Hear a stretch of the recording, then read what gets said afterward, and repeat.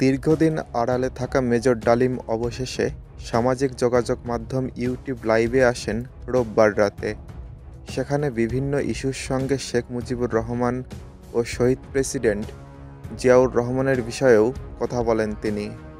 রোববার রাতে লাইভে যুক্ত হন বীর মুক্তিযোদ্ধা মেজর ডালিম বলেন, মুজিব মারা যায়নি, একটি সেনা অভ্যুত্থানে নিহত হয়েছেন।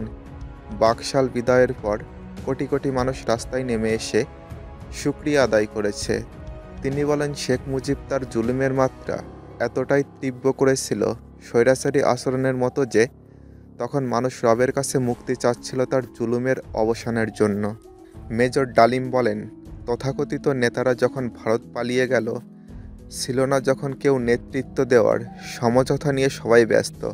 পাকিস্তান বাহিনী যখন বাঙালির উপর হামলে পড়েছিল, তখন মেজর জিয়ার স্বাধীনতার ঘোষণা আসে। আমি তখন পাকিস্তান আর্মিতে। মেজর জিয়ার ঘোষণা শুনে মনে হলো আর বসে থাকার সময় নেই। আমরাই তখন পাকিস্তানের বিরুদ্ধে যুদ্ধে নেমে গেলাম। এই বীর বিক্রম বলেন, যখন 7 দফাতে চুক্তি করে নজরুল ইসলাম তাজউদ্দিনকে পারমিশন দেওয়া হলো একটি প্রভিশনাল গভর্নমেন্ট গঠন করার, 7টা ক্লজ পরে সাইন করার পর নজরুল ইসলাম ফিট হয়ে পড়ে গিয়েছিলেন যে আমরা ক্রমান্বয়ে ভারতের একটি করদরাজ্য অঙ্গরাজ্যে পরিণত হব।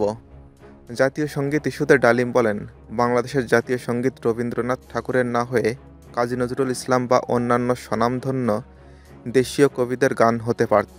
ভিনদেশী একজন কবির গানকে জাতীয় সঙ্গীত বানানোকে পৃথিবীর ইতিহাসে বিরল বলে মন্তব্য করেন তিনি।